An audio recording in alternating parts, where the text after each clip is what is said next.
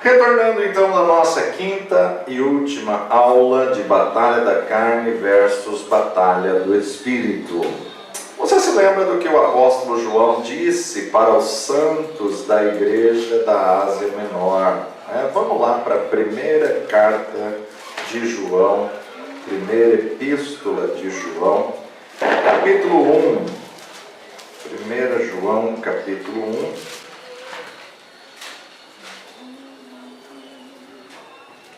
Vamos ver o que ele fala acerca do arrependimento de pecados. Capítulo 1, verso 5. Deus é luz, aqueles que não andam na luz não têm comunhão com Ele.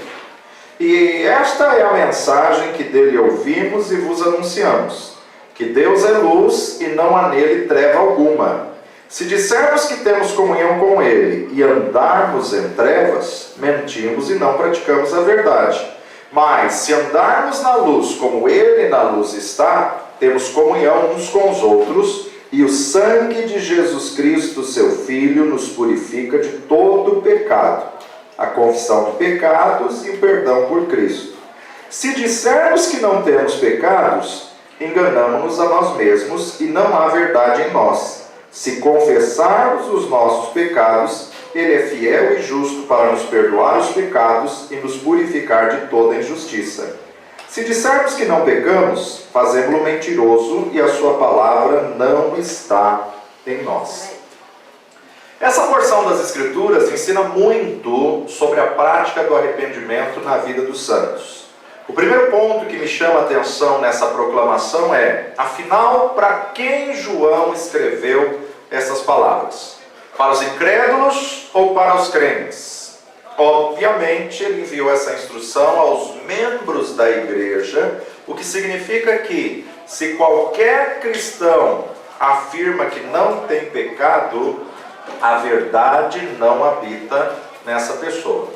Outro princípio importante revelado nessa porção é como acessamos o perdão dos pecados. Reconhecendo e confessando que temos pecados que ofendem a santidade de Deus. Reconhecendo e se humilhando.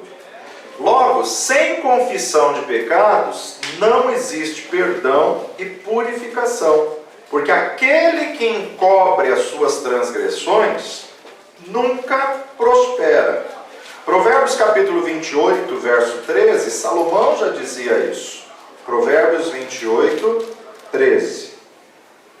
O que encobre as suas transgressões nunca prosperará, mas o que as confessa e deixa alcançará misericórdia.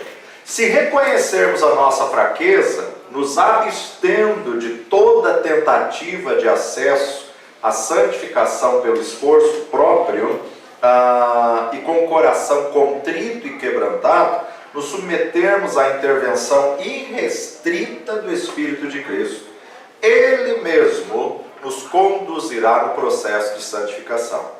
Como nós já sabemos, a obra do poder do Espírito Santo em nós produz a tristeza segundo Deus, que nos conduz ao verdadeiro arrependimento. Então volta lá comigo para 2 Coríntios, capítulo 7, versos 9 e 10. Agora folgo, não porque fostes contristados, mas porque fostes contristados para o arrependimento. Pois fostes contristados segundo Deus, de maneira que por nós não padecestes dano em coisa alguma. Porque a tristeza segundo Deus opera arrependimento para a salvação, da qual ninguém se arrepende. Mas a tristeza do mundo opera a morte. Então, a tristeza tem que levar, tem que gerar arrependimento para a salvação. Um arrependimento que produza mudança. Todos os que andam no Espírito frutificam a boa obra do Espírito, porque já se arrependeram do seu estilo de vida enquanto estavam mortos em seus pecados. Esses é o que a Bíblia chama de filhos da obediência, que estão desenvolvendo a sua santificação, Então a santificação é um processo, e esse processo tem que ser desenvolvido. Desenvolvendo a sua santificação a Deus em suas ações e na sua própria consciência. Ou seja, todos os filhos de Deus são guiados pelo Espírito. Isso é muito importante a gente gravar, memorizar, né? Romanos capítulo 8, verso 14. Romanos 8, 14. Porque todos os que são guiados pelo Espírito de Deus, esses são filhos de Deus. Todos os que são guiados. Então, para ser guiado, eu tenho que obedecer. Para ser guiado, eu tenho que estar frutificando. Eu tenho que frutificar o fruto do Espírito, né? Esses já crucificaram a carne. Por isso que eles denunciam as obras desta, que procura dominar a humanidade com o fruto da justiça em suas vidas. Então agora, com esse entendimento, vamos reler Gálatas capítulo 5, versículo 22 a 25.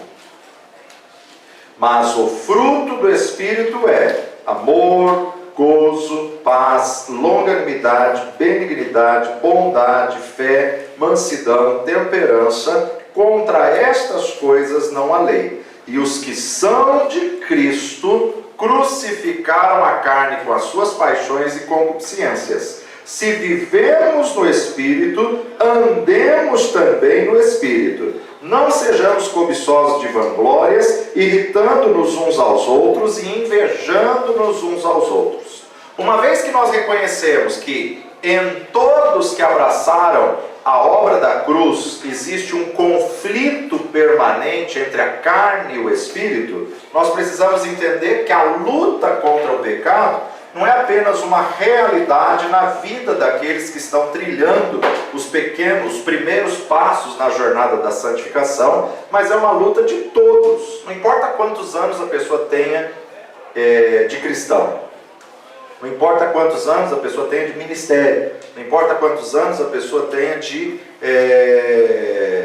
pastor, de ministro, até dormirmos no Senhor ou até a segunda vinda de Cristo, nós vamos ter essa batalha da carne contra o Espírito.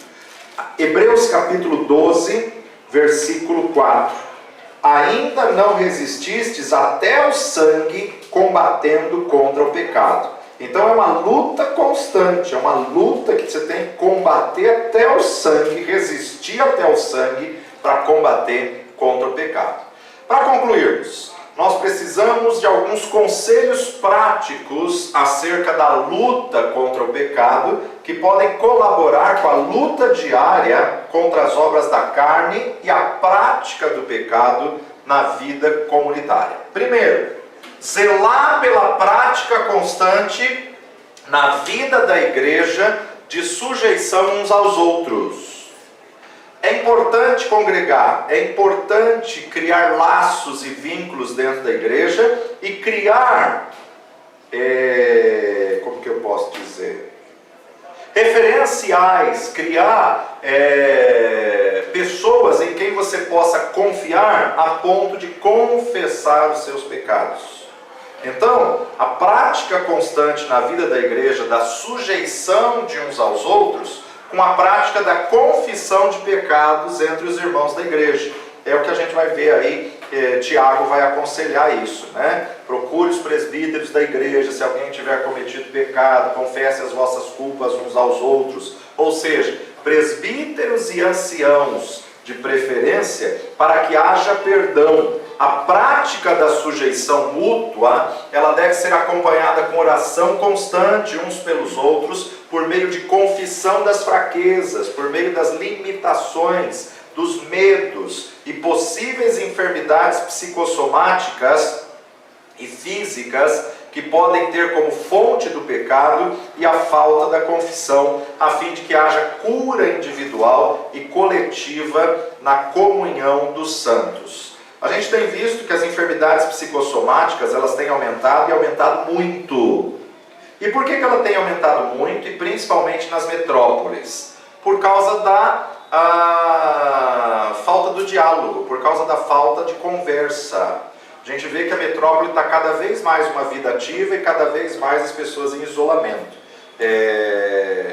Hoje em dia você observa que as pessoas estão cada vez mais privadas e dentro da casa mesmo, cada vez menos diálogo. E isso está sendo prejudicial para a saúde psicológica, para a saúde emocional.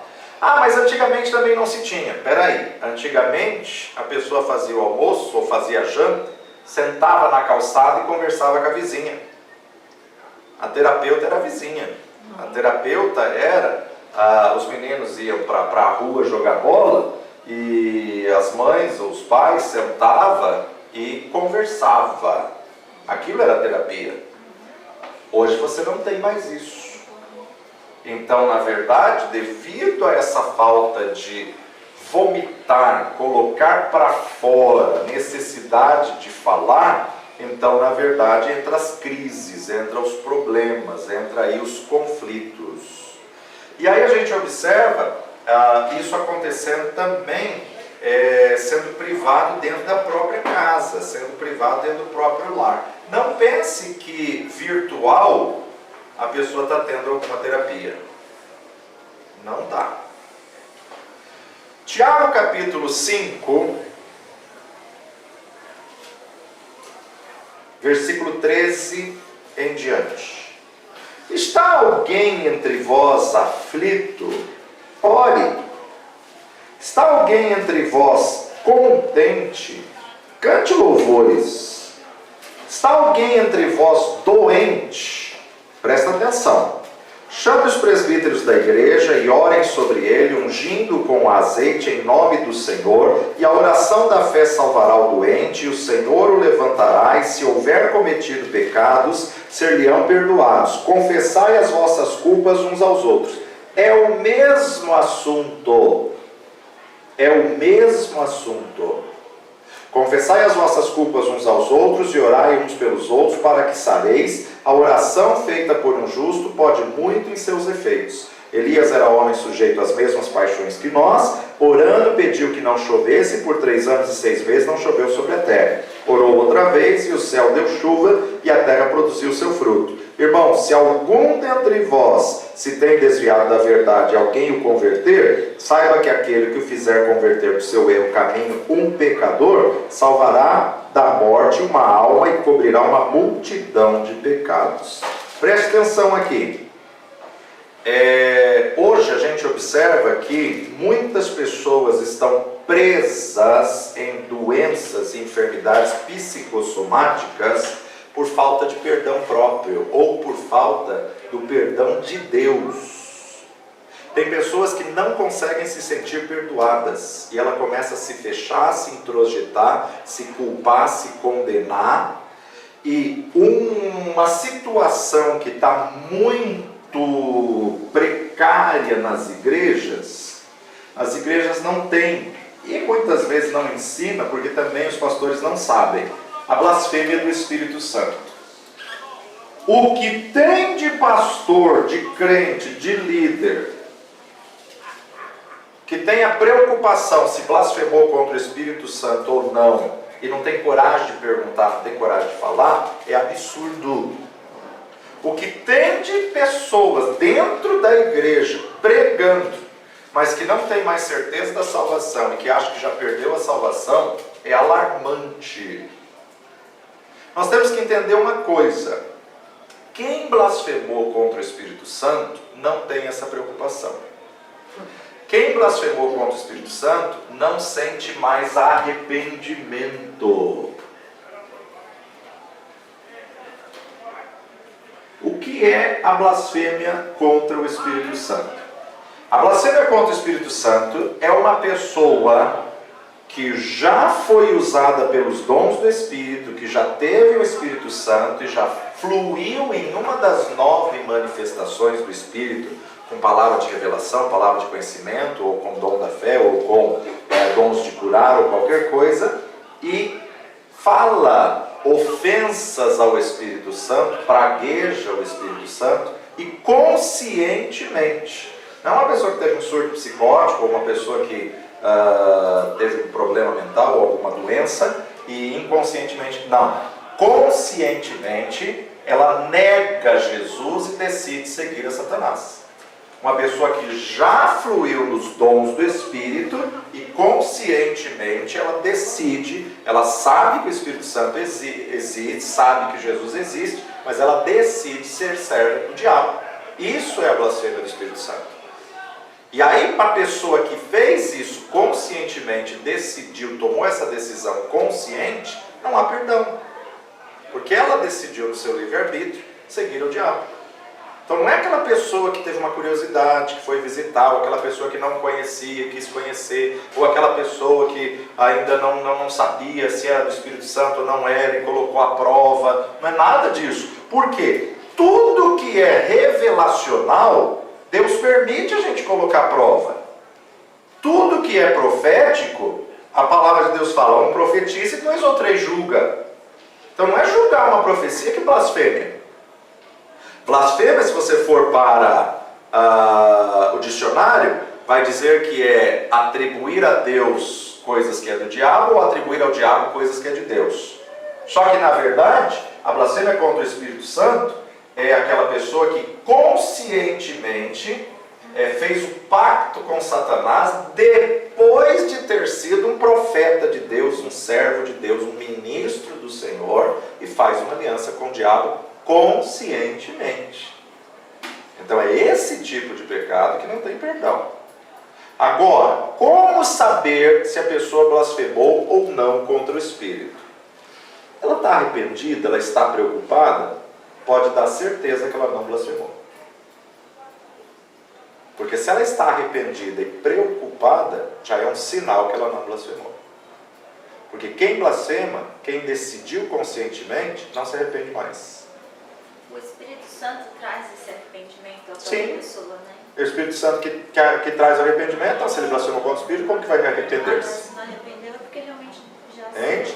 Então, quando você tira esse peso e esse jugo da vida da pessoa, ela já é liberta de um monte de problema psicossomático. Quando Jesus ele ia ministrar algumas curas, primeiro ele tratava da alma. Perdoados estão os teus pecados. Por quê? Porque era o pecado que fazia a pessoa estar naquela doença psicossomática. Então primeiro ele tirava a condenação do pecado para depois tratar a enfermidade física. Então aqui Tiago está dizendo, procura alguém. Claro que você não vai sair confessando seu pecado para qualquer pessoa. Você tem que procurar alguém que tenha maturidade, alguém que seja sério, alguém que vai ter caráter de ouvir a tua fraqueza e não vai falar para ninguém. Alguém que vai ter caráter de ouvir a tua fraqueza e não vai te difamar, não vai espalhar. O que é confessado em segredo, ninguém tem o direito de expor publicamente. Então, na verdade, confessai as vossas culpas uns aos outros. Veja que ele começa dizendo, chame os presbíteros da igreja e unja com óleo e confessai as vossas culpas uns aos outros. Então tem que ter uma maturidade na liderança. Ai não, mas eu tenho que contar para o pastor. Peraí, se chamaram você e confiaram a você, o que você deve fazer é orar. O que você pode fazer irmão, você não acha que seria bom você falar com o pastor? Isso você pode fazer. Ou você quer ir, eu vou com você conversar com o pastor, é outra coisa. Agora, uma coisa que confessar, confiaram a você, você não tem direito de contar. Nem para cônjuge e nem para a tua autoridade espiritual, se a pessoa não autorizar. Porque a pessoa confiou a você. Ai, mas está no altar, está no púlpito, o pastor tem que saber. Não pela tua boca. O que você pode fazer é conduzir a pessoa a contar para a autoridade ou dizer, quer que eu vá junto com você conversar com ele? É outra coisa. Agora, se a pessoa te autorizou, então aí você pode contar. Então a importância de nós entendermos a maturidade espiritual. Caso contrário, você só tem o dever de orar. Agora, se o problema é teu, o pecado, a fraqueza, a dificuldade é tua, procura alguém que você confia e conversa com alguém que você confia. Procure alguém que você sabe que tem maturidade espiritual, que não vai pôr no ventilador, que não vai envergonhar e que vai orar com você. Nós precisamos uns dos outros, nós precisamos. Confessai as vossas culpas uns aos outros para que sareis. Tiago está apresentando aqui um processo para ser livre da batalha da carne. Um processo para ser livre da luta que a pessoa está sentindo. Normalmente, em tese, é melhor o homem procurar um homem e a mulher procurar uma mulher, principalmente se a fraqueza for a nível moral ou sexual. João capítulo 20, verso 23.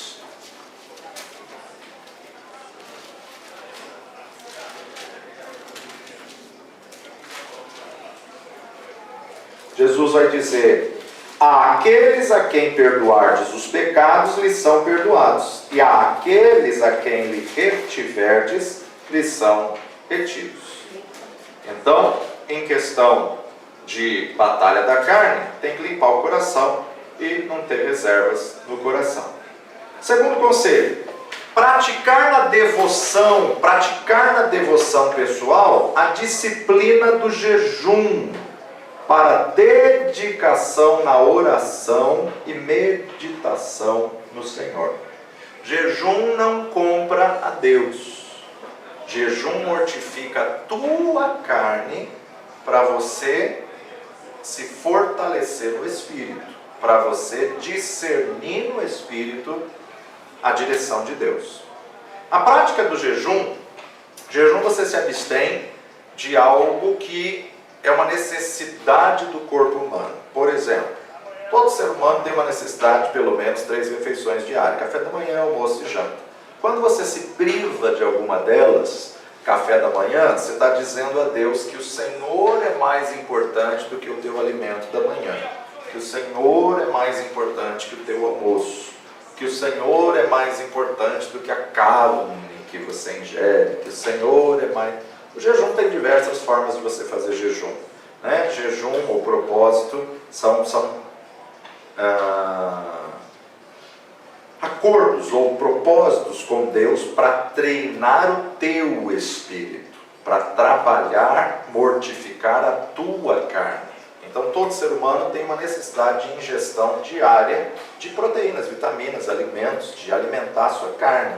Quando você se abstém de algo, você está treinando a tua carne para quê? Para fortalecer o teu espírito, para que no dia da tentação ou quando a situação da batalha da carne vier, você também possa ter força no espírito para dizer: assim como eu disse não ao alimento, eu consigo dizer não ao pecado. Assim como eu disse não ao pedaço da picanha, eu consigo dizer não ao pecado. Então, é essa paralelo que vai trabalhar na alma. A prática do jejum tem que ser uma disciplina espiritual para produzir, que a alma subjugue ao espírito, produzir fraqueza sobre a carne, abrindo um espaço para a intervenção do espírito. Ao invés de buscar o sustento em cima dos alimentos, abrindo o coração para a operação da graça divina.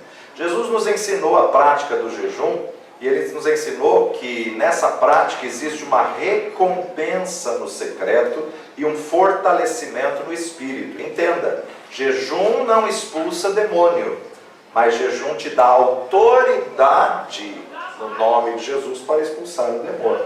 Então está relacionado a essa dádiva divina. Mateus capítulo 6, versículo 17 e 18.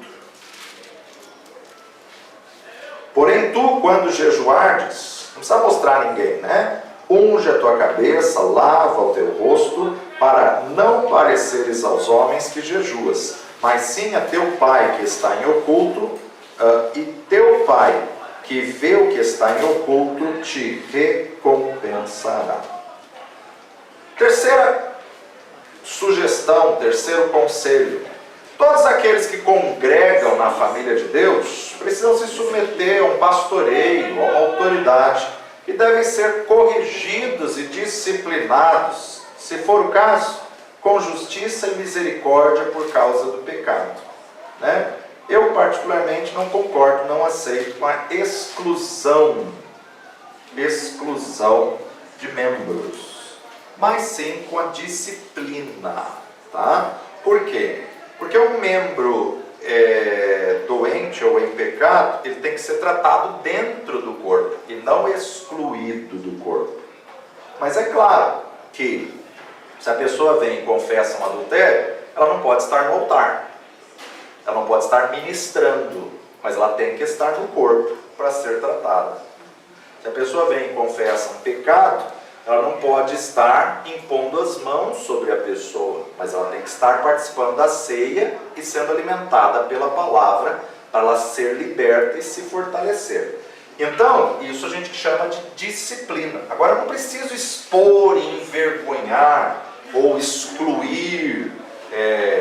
Por quê? Se um dedo está doente, eu não amputo o dedo e mando o dedo lá para o hospital e olha, quando estiver pronto, me liga que eu faço o enxerto, o implante. Não. Um dedo fora do corpo morre. Se ele está com uma infecção, uma inflamação, o corpo todo dói, mas ele tem que ser tratado no corpo. Ele não pode ser amputado do corpo. O corpo todo fica com febre, dependendo da infecção. Mas ele tem que ser tratado no corpo. Então, o confronto do pecado e a correção dos irmãos sempre vai provocar temor e cura no corpo. A gente olha, por exemplo, algumas atitudes radicais da lei e a gente se assusta. Por quê? Porque a gente está muito distante daquela realidade. Por exemplo, o pai tinha que entregar o filho rebelde para ser apedrejado no meio da tribo. Isso entre as 12 tribos de Israel, quando foi estabelecida a lei de Moisés. Meu Deus, hoje não iria sobrar criança. Espera aí. Não iria sobrar criança, pelo tanto que a gente está distante dessa disciplina. Agora, se desde o começo foi criado e acostumado assim, uma vez que se apedrejou o Joãozinho, Pedrinho está com medo e obedece por temor e pelo que lembra com o que aconteceu com o Joãozinho. Então, uma vez que houve um juízo público, ninguém mais faz. Então só chegou ao que chegou hoje porque deixou de disciplinar. Então não pense que todo mundo era apedrejado. Não, não tinha. Não tinha por quê? Porque se estabelecia limites. Tem 2 livros lá embaixo sobre crianças, que é sensacional. Eu não lembro o nome deles, mas que fala sobre a nova geração, geração infantil. Esses 2 livros, eles trazem exatamente essa realidade dos pais nos dias de hoje, da geração infantil nos dias de hoje, do ministério infantil nos dias de hoje, acerca de estabelecermos limites para as crianças. Nós estamos vendo tantas crianças hoje em dia com problemas, com dificuldades, com depressão, com pânico, com ansiedade. O problema não são as crianças, o problema é o pai e a mãe. O problema estão transferindo para a criança o que não é responsabilidade delas. Estão colocando em crianças de 2, 3 anos a responsabilidade que não cabe a elas. O número de crianças que está passando por terapia aqui na igreja, de 2, 3, 4 anos, é absurdo. Só que todas elas, o problema são os pais. A gente está com um caso gravíssimo de uma menina de 3 anos. E a terapeuta falou, eu tenho que chamar os pais. Só que os pais se divorciaram, divórcio traumático, e não querem comparecer porque não podem se ver. Nossa, nem pelo amor ao filho. Só que a menininha de 3 anos está sendo usada para essa disputa de poderes nesse divórcio. Então, os problemas psicossomáticos que essa criança vai crescer podem ser irreparáveis. Que com 3 anos já está se cortando, imagina quando crescer mais. Então a gente começa a observar algumas situações que realmente a sociedade foi sendo levada à falta de disciplina, e hoje a gente vive uma consequência. Só que, se for corrigido, se for disciplinado, a disciplina pública vai trazer justamente limites. E, claro, toda disciplina tem que ser feita com amor e misericórdia. Mas esse amor e misericórdia vai trazer restauração. O confronto do pecado e a correção dos irmãos sempre vai provocar cura no corpo. 2 Timóteo, capítulo 2, verso 24. E ao servo do Senhor não convém contender, mas sim ser manso para com todos, apto para ensinar, sofredor, instruindo com mansidão os que resistem, a ver se porventura Deus lhes dará arrependimento para conhecerem a verdade e tornarem a despertar, desprendendo-se dos laços do diabo, em cuja vontade estão presos. Outro conselho: parar de lutar com nossas forças contra o pecado, contra as obras da carne. Porque sozinhos nós nunca seremos capazes. Nós precisamos reconhecer que somos fracos, que somos impotentes, e nos humilhar constantemente diante de Deus em oração, pela intervenção do poder do Espírito em nossa vida. O centro de nossa luta contra o pecado é a fé no Evangelho. Quanto mais crescemos na contemplação da bondade e justiça de Deus, na cruz de seu Filho, mais confiamos nele e não em nós mesmos. Não é a nossa força que nos santifica, mas é a graça que opera em nós por meio da cruz. 2 Coríntios, capítulo 12, verso 9.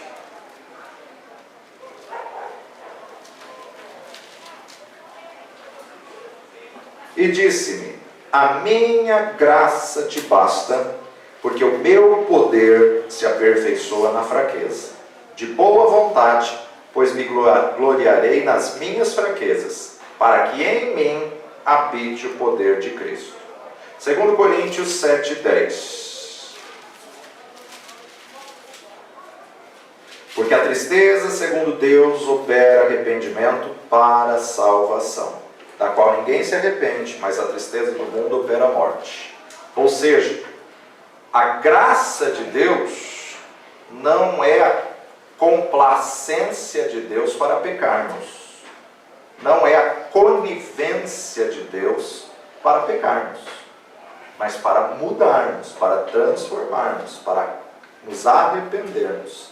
Então eu tenho que entrar na condição de humildade diante de Deus, de me arrepender. A graça não é legalizar o pecado. A graça é me quebrantar, a graça me constrange a não pecar. Lucas capítulo 18, vai lá comigo para Lucas capítulo 18.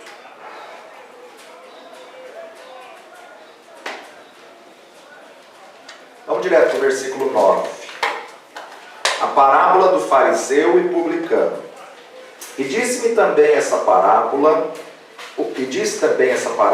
a uns que confiavam em si mesmos, crendo que eram justos e desprezavam os outros. 2 homens subiram ao templo a orar, um fariseu e o outro publicano. O fariseu, estando em pé, orava consigo desta maneira: ó Deus, graças te dou, porque não sou como os demais homens, roubadores, injustos e adúlteros, e nem ainda como esse publicano. Eu jejuo 2 vezes na semana e dou dízimo de tudo quanto possuo. Glórias a mim, louvado seja eu. Né? Amém. É aquele que olha no espelho e canta grandioso és tu. Né? O publicano, porém, estando em pé de longe, nem ainda queria levantar os olhos aos céus, mas batia no peito, dizendo: ó Deus, tem misericórdia de mim, pecador. Digo-vos que este publicano desceu justificado para a sua casa, e não aquele, porque qualquer que a si mesmo se exalta, será humilhado, e qualquer que a si mesmo se humilha, será exaltado. Então, não somos justos por nós mesmos, mas somos justos porque fomos justificados pelo sangue de Cristo Jesus. Andai em espírito e não cumprireis a concupiscência da carne. Gálatas 5:16. Andai em espírito e não cumprireis a concupiscência da carne. 18. Se sois guiados pelo Espírito, não estáis debaixo da lei. Então, como ser cheio do Espírito? Paulo nos ensina na carta aos Gálatas que todo aquele que vive no Espírito também anda no Espírito. Verso 25. Se vivemos no Espírito, andemos também no Espírito. Se eu ando no Espírito, se eu vivo no Espírito, se eu caminho no Espírito, eu vou apresentar na minha vida o fruto do Espírito, que é o caráter de Cristo. Amor, alegria, paz, longanimidade, benignidade, bondade, fé, mansidão e domínio próprio. Por isso que os que são filhos de Deus são guiados pelo Espírito de Deus e não podem ser julgados pelo juízo da lei. Então, Romanos 8,14. Todos os que são guiados pelo Espírito de Deus, esses são filhos de Deus. Então, afinal, se para vencer a luta contra a carne em nosso interior, nós precisamos ser pessoas espirituais que andam no Espírito, como ser pessoas cheias do Espírito de Deus? Em primeiro lugar, a humilde devoção a Deus, ela abre espaço para que sejamos cheios do Espírito. Uma pessoa que tem como prática de vida tirar os seus olhos de si mesmo e do que está ao seu redor para se voltar para o Senhor, é uma pessoa que constantemente se abre para que o Espírito inunde a sua mente e o coração com a sua influência e ação poderosa. Quanto mais convertermos o nosso espírito para Deus em devoção, mais Ele nos enche com seu Espírito. Paulo nos afirma em sua diretiva da obra do Espírito Santo aos santos da igreja em Tessalônica. Vai lá comigo para 1 Tessalonicenses, capítulo 5, versículo 19 e 20. Não extingais o Espírito. Não extingais o Espírito. 20. Não desprezeis a profecia.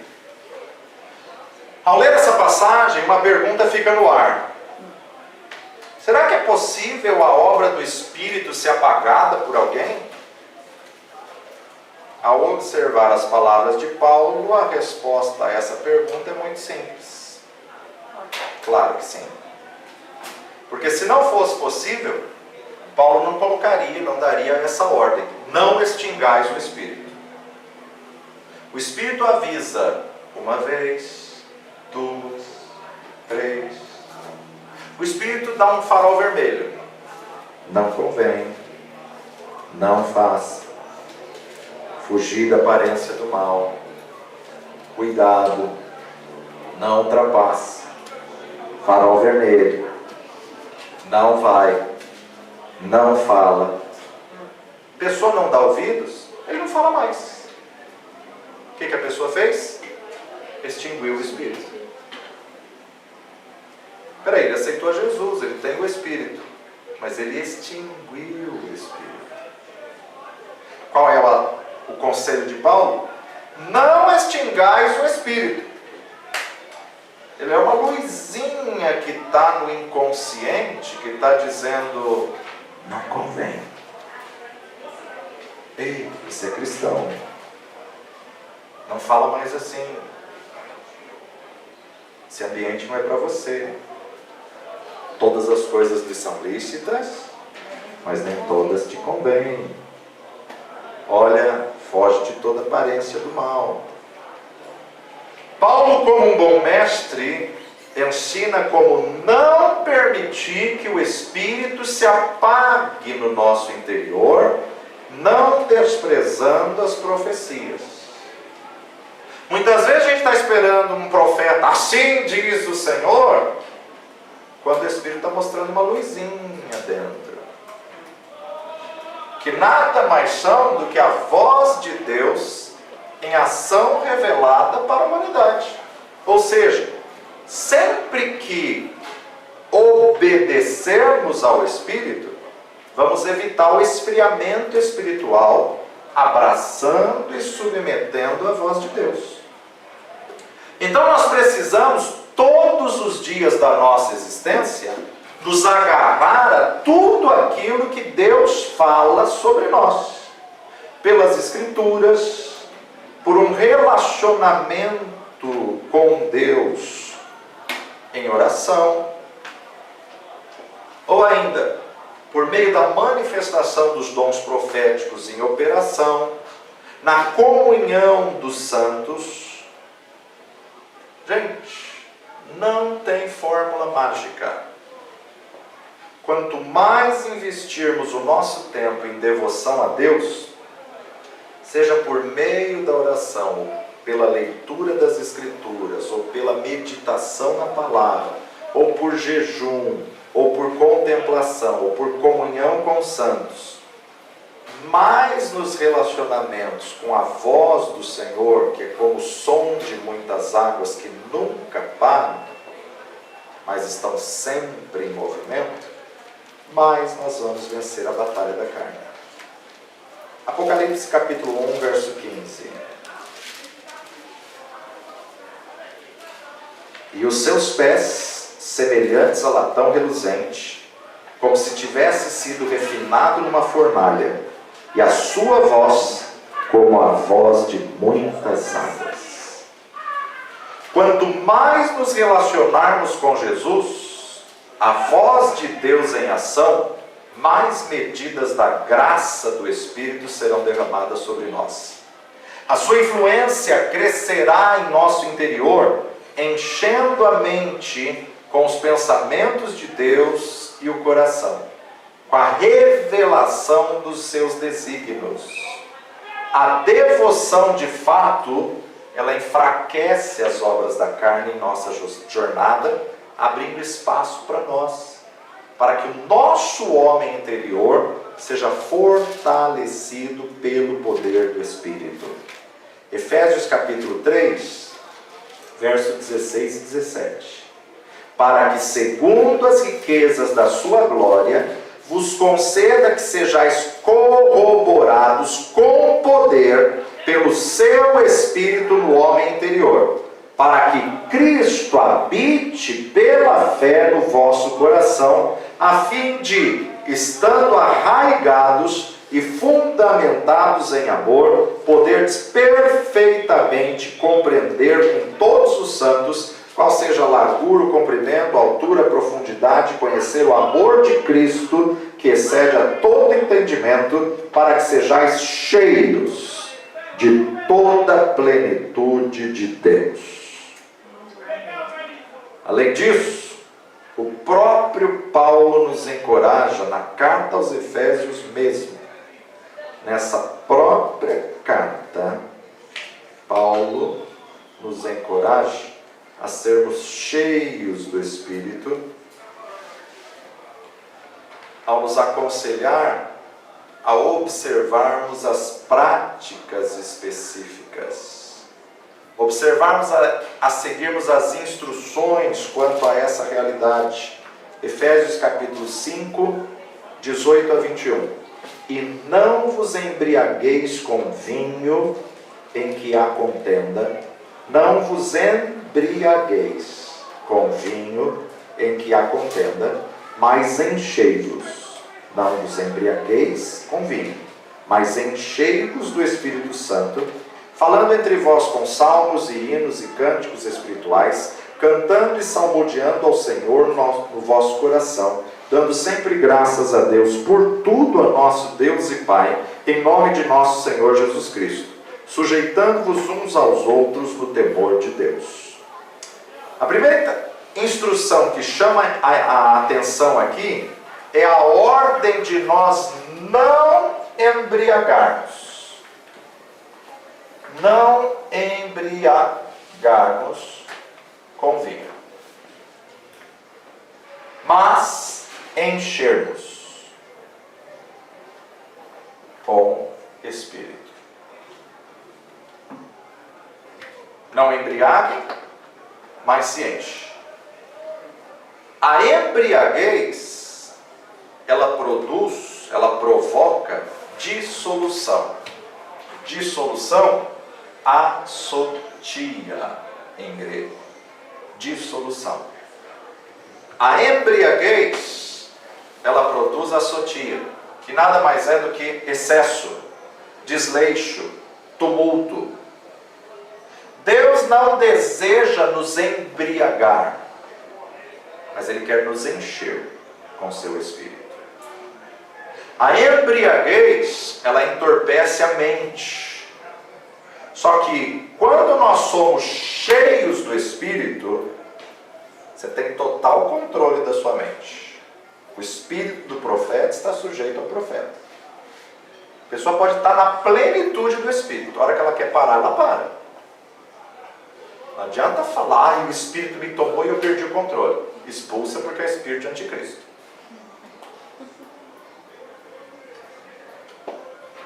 O espírito do profeta está sujeito ao profeta.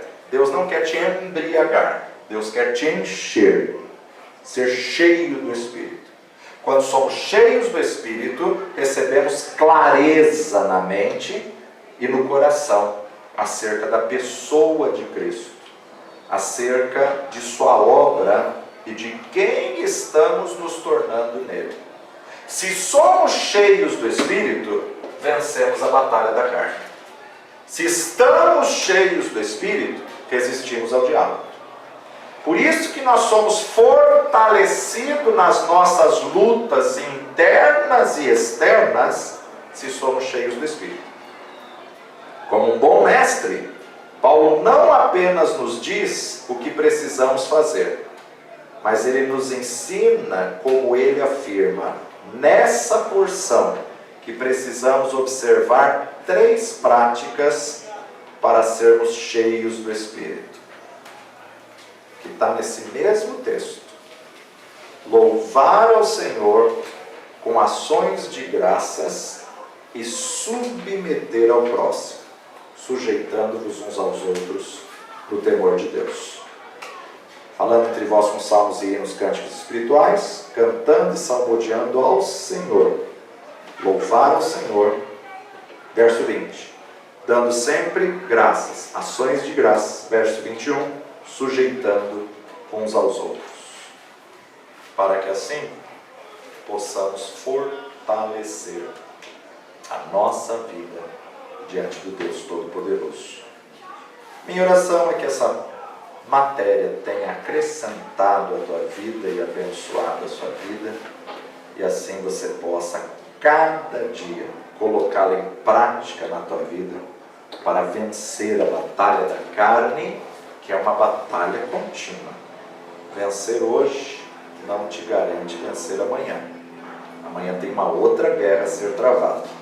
Mas basta cada dia o seu mal. Então, vamos um dia de cada vez. Se preocupa com hoje, porque amanhã a Deus pertence. Que Deus possa te abençoar e saiba que não tem fórmula mágica.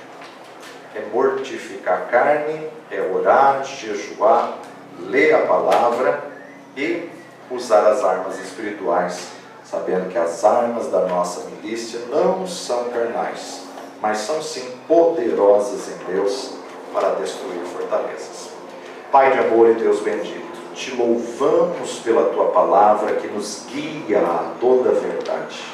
Espírito Santo de Deus, ajuda-nos a colocar em prática essas verdades, ajuda-nos cada dia a vencer essa batalha, porque em nós mesmos não há força alguma.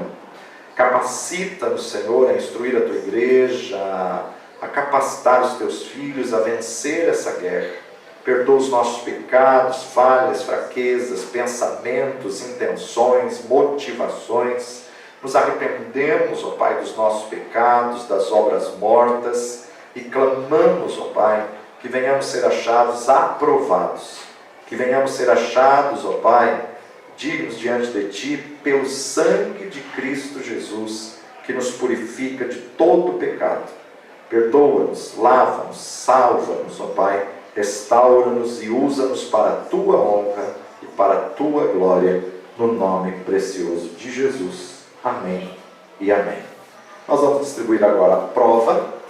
Vocês que estão fazendo online vão recebê-la também no WhatsApp ou via e-mail.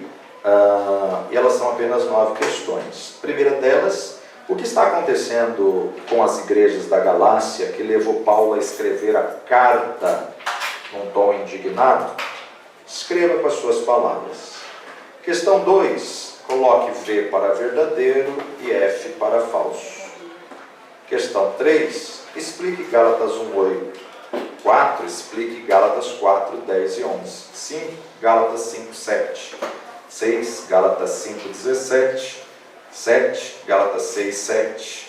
8, onde Satanás encontra legalidade para criar forças e mantê-la em nossa mente? Questão 9, como derrubar as fortalezas construídas por Satanás em nossa mente? Se você vai usar o texto que está na prova, por exemplo, Gálatas 1:8, Gálatas 4:10 e 11, não precisa ser escrito o texto. Se você vai usar qualquer outra referência, precisa descrever o texto todo, para que a professora que vai corrigir não precise ficar abrindo os textos que você usou. Boa prova, Deus abençoe, até a próxima matéria, relacionando-se no corpo.